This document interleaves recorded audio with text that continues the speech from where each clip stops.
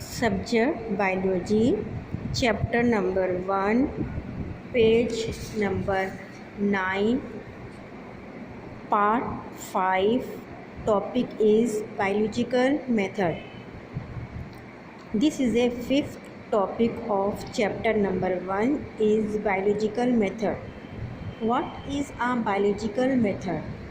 Biological method is a scientific approach यानी वो तमाम मेथड हम किस मेथड पे बेस हम साइंटिफिक के अप्रोच हासिल कर सकते हैं। इसको हमने डिफरेंट क्राइटेरिया में डिवाइड किया है। Number 1 observation, number 2 hypothesis, number 3 deduction, number 4 experiment, number 5 result and number 6 is a law और theory.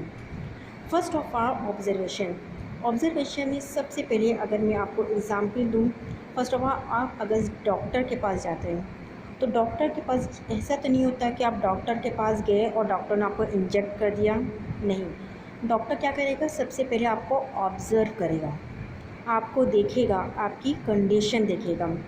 Most investigation start in the observation. हमारा फर्स्ट इन्वेस्टिगेशन स्टार्ट ही हमारे किससे होता है, ऑब्जर्वेशन से। आप कभी भी किसी घर जाते हो, सबसे पहले क्या करते हो, अपनी ऑब्ज़र्व करते हो। कोई आपके घर आता है, आपका सबसे पहले काम क्या होता है, ऑब्ज़र्व करना। फॉर एग्ज़ाम्पल टेक एक अब एग्ज़ाम्पल इन्होंने कैसे ले रही है, मलेरिया। अगर मलेरिया का पेशेंट है, किसी की किस तरह हो रहा है, हम सबसे पहले क्या करेंगे, इसकी ऑब्जर्वेशन करेंगे कि इसको किस वजह से ये बीमारी कॉज हुई है।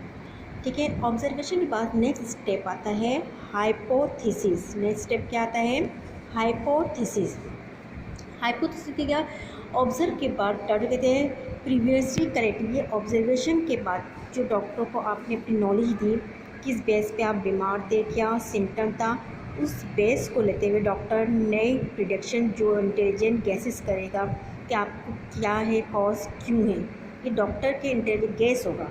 फॉर एग्जाम्पल मैंने बताया था, डॉक्टर के पास गए, आपने अपनी कंडीशन बताई कि मुझे फीवर है, यहाँ दाना है, ये खा नहीं पा रहे, वोमिट हो रहे, तो वो आपकी क्या करेगी, जो आप बता रहे हो कंडीशन आपकी क्या कराएगी, ऑब्जर्वेशन। डॉक्टर ने आपके ऑब्जर्वेशन के बेस पर गेस करेगा, आपकी सिम्टम देख के कि ये कॉज है, आपके पेट में तकलीफ है, हाई फीवर है, मे भी शायद आपको मलेरिया हो। इसमें डॉक्टर कंफर्मेशन जाहिर नहीं करेगा, वो आपके नॉलेज की बेस पर अपने गैसेस करेगा और उन्हें बताएगा कि plasmodium is cause by malaria. This is called hypothesis. Observation में आपकी क्या हुई, डॉक्टर के पास आप गए, आपने अपनी जो कंडीशन एक्सप्लेन की, डॉक्टर ने आपको सिर्फ ऑब्जर्व किया है। ठीक है, उन्होंने एग्जाम्पल एक ब्लड सैंपल लिया है और उसमें उन्होंने क्या डिटेक्ट किया है, प्लाज्मोडियम। फिर हाइपोथेसिस आपके ऑब्जर्वेशन के बेस पर आपको हाइपोथेसिस किया, गैसेस किया, शायद आपको ये बीमारी है, शायद जो प्लाज्मोडियम ब्लड में पाया गया है इससे होता है, शायद में भी मलेरिया। इसमें कंफर्मेशन नहीं होती है। ठीक है, फिर हमारे पास नेक्स्ट स्टेप क्या आता है, turn your page number 10, deduction. Next क्या आता है, डिडक्शन। डिडक्शन आपके टॉपिक पे बेस पे डिडक्शन भी क्या होता है, hypothesis the cause of detect. Doctor को डिटेक्ट करने पे वाकई में ये है कि नहीं बीमारी, उसने मेडिसिन लिख दी और आपको डिफरेंट टेस्ट करने के लिए लेबॉर्ट्री भेज दिया। This is called deduction. फिर लेबॉर्ट्री में आप गए, टेस्ट कराया, लेबॉर्ट्री में क्या किया, आपके सैंपल को लेकर उस पर मुख्तलिफ किस्म के एक्सपेरिमेंट किए और उस पर किया एक्सपेरिमेंट पे इन केस आपका केस पॉजिटिव आता है, अगर वही तो डॉक्टर ने दवा दी, आपने डॉक्टर ने ऑब्जर्व के बेस पर हाइपोथेसिस के शायद आपको बीमारी है, तो मैं भी डिफरेंट टेस्ट दे दिया और कुछ मेडिसिन खाने को दे दी। टेस्ट हो गया आपकी क्या किस में चले गया, आपके डिडक्शन में, आपने डॉक्टर ने लिख दिया और वो टेस्ट कहाँ चले गए, लेबॉर्ट्री में, और वहाँ पर मुख्तलिफ एक्सपेरिमेंट से क्रॉस हो। इस ड्यूरिंग एक्सपेरिमेंट आप मेडिसिन टेस्ट कर रहे हो, अगर एक्सपेरिमेंट में प्रूव हो गया कि वाकई डॉक्टर ने जो गेस किया था आपको बीमारी है, पॉजिटिव है, तो डॉक्टर के पास आप दोबारा अपना रिज़ल्ट लेके जाओगे, यानी कि वो आप रिपोर्ट जो आपने करवाई वो आपका क्या कराएगा, रिज़ल्ट। आप रिपोर्ट लेके डॉक्टर के पास गए, डॉक्टर ने क्या किया, उस रिपोर्ट के बेस पे देखा कि जो मैंने गैस किया था हाइपोथेसिस सही है, एंड जो मैंने डिटेक्ट किया था जो मेडिसिन वो सही है, तो वो उसी मेडिसिन को क्या करेगा, कंटिन्यू करेगा। अदरवाइज़ रिज़ल्ट नेगेटिव आया कि डॉक्टर ने गलत डिटेक्ट किया था, इट मीन्स वो पूरा जितने दिन आपने लिया वो क्या ज़ीरो हो जाएगा, और फिर दोबारा से आपकी ट्रीटमेंट स्टार्ट हो जाएगी। फिर इसके बाद नेक्स्ट स्टेप क्या आएगा, थ्योरी। फिर रिज़ल्ट के बेस पर डॉक्टर क्या करेगा, अपनी प्रॉब्लम को शेयर कर देगा। जो आपको मेडिसिन जो प्रिस्क्राइब करके वो देगा, वो क्या कराएगा, आपकी theory.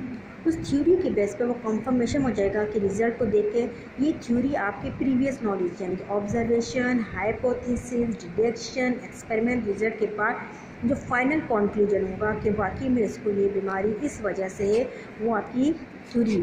It is not always possible to confirm is hypothesis immediately, it is after validity of hypothesis कि इसके लॉ के बाद theory is evolution rank science assumption, ये भी आपका क्या है, एक अजम्पशन है। इस तमाम बेस पे हम अपने रिज़ल्ट का इंकार करते हैं कि हमारा डिजीज़ किस बेस पे, नंबर 1 आपका किस पे हुआ, हाइपोथेसिस पे, ऑब्जर्वेशन हुआ, आपने ऑब्ज़र्व करने के बाद हाइपोथेसिस कि वाकई में ये है कि नहीं, ऑब्जर्व हाइपोथेसिस के बाद आपने क्या किया, डिटेक्शन हुआ, वाकई में आपने डिटेक्ट किया ये है कि नहीं।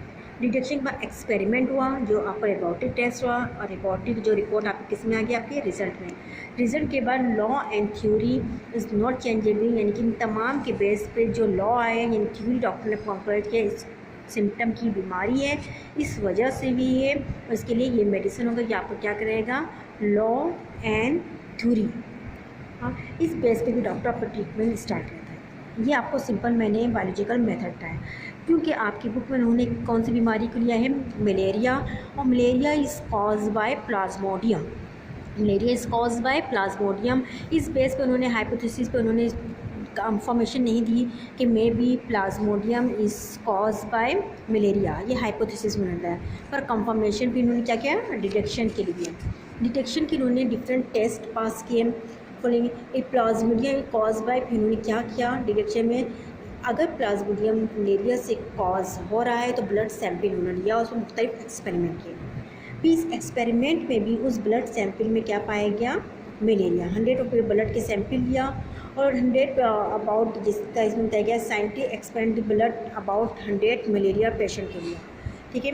100 malaria examine in the blood of the 100 healthy person, यानी 10 मलेरिया के 100 मलेरिया के पेशेंट लिया उसने, और 100 हेल्दी पर्सन, और जिससे हमें कंपैरिजन करने में आसानी हुई कि हेल्दी पर्सन में तो वो प्लाज्मोडियम नहीं पाया गया, जबकि ब्लड प्लाज्मोडियम किसमें पाया गया, वो जो बीमार थे पेशेंट जिनको हमें सिम्टम था कि शायद इससे मलेरिया है, उनके उसमें प्लाज्मोडियम पाया गया।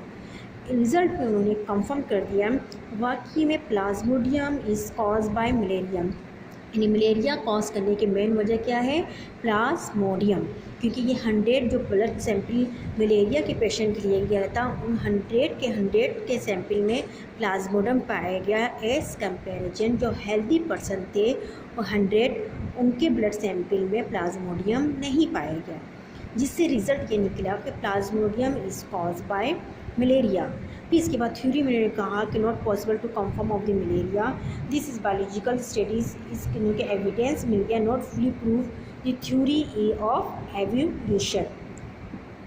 दस बायोलॉजिस्ट ने फिर डिसाइड किया प्रॉब्लम इज सीक्वेंस, उन्होंने क्या किया, एक एहतियाती मसले का मुताला हुआ कि ये तमाम observation, hypothesis, deduction, experiment, reason, law and theory सब के बिहेव पर हम कोई रीज़न निकाल सकते हैं कि malaria is cause bye Plasmodium. This is my 4th of topic number 5 chapter number 1।